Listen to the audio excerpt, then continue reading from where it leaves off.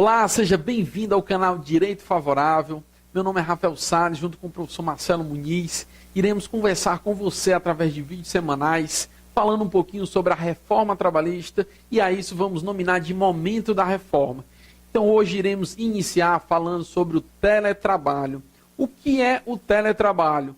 Para os fins da CLT, o teletrabalho é aquele desenvolvido fora das dependências do empregador, com a utilização de equipamentos de tecnologia de informação e comunicação e desde que não configure trabalho externo. Do conceito, o primeiro destaque que a gente faz é não confundir o teletrabalho com o trabalho externo. O trabalho externo também é desenvolvido fora das dependências do empregador, mas tem uma característica totalmente diferente do teletrabalho. O teletrabalho, para utilizar uma linguagem mais do dia a dia, será o famoso home office, aquele trabalho que você vai desenvolver de casa, elaborando peças, elaborando relatórios e mandando, por exemplo, via e-mail para o seu empregador.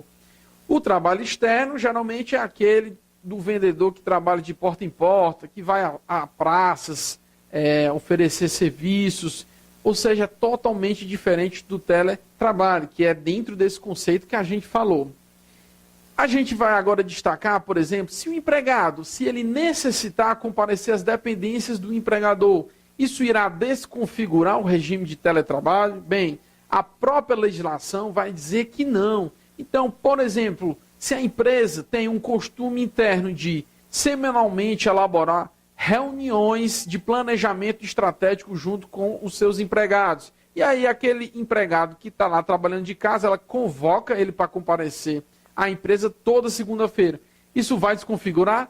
Não. A gente já mencionou agora há pouco o fato do empregado eventualmente comparecer à empresa não vai desconfigurar o regime de teletrabalho. É importante também destacar que o teletrabalho ele tem que estar expresso no contrato elaborado com esse empregado. Eu posso fazer um registro disso na carteira de trabalho ou eu posso fazer um contrato escrito à parte constando expressamente que aquele empregado está sendo contratado nesse regime de teletrabalho.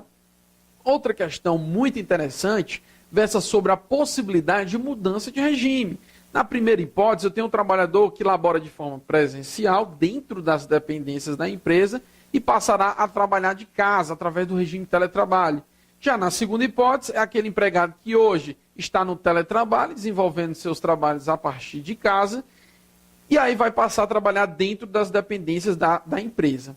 Na primeira hipótese, para que aquele trabalhador presencial passe a laborar de casa, a lei diz que tem que haver um mútuo acordo entre as partes, ou seja, as duas partes, empregado e empregador, têm que concordar com essa mudança. Se apenas uma discordar, não poderá haver a mudança. Na segunda hipótese, que aquele trabalhador que hoje trabalha de casa e vai passar a trabalhar dentro das dependências da empresa, nessa hipótese, a decisão do empregador de forma unilateral. Ou seja, o empregado, mesmo não querendo vir trabalhar nas dependências, ele será obrigado. O único requisito que a lei coloca, o empregador tem que dar um prazo mínimo de 15 dias para que o empregado possa se adaptar.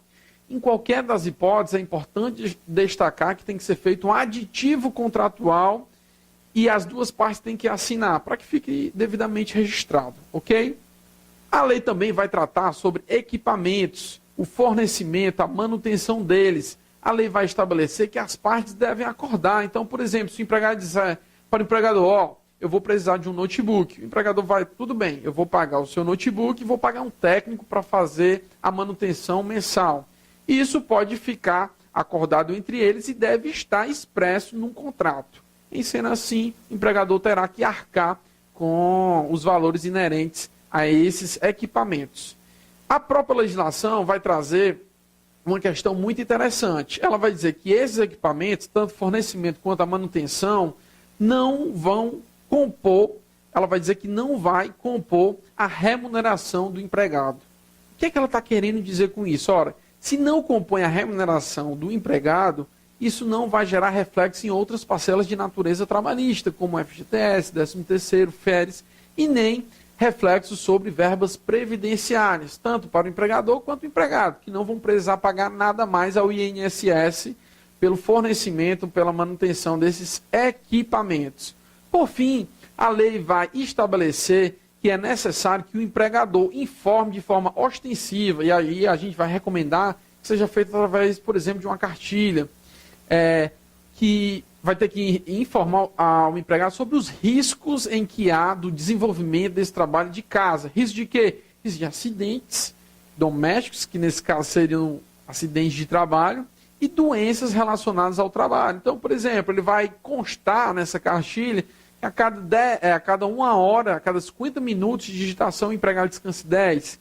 E aí ele vai ter que exigir que o empregado, também de forma expressa, faça uma declaração se comprometendo a seguir essas orientações do empregador.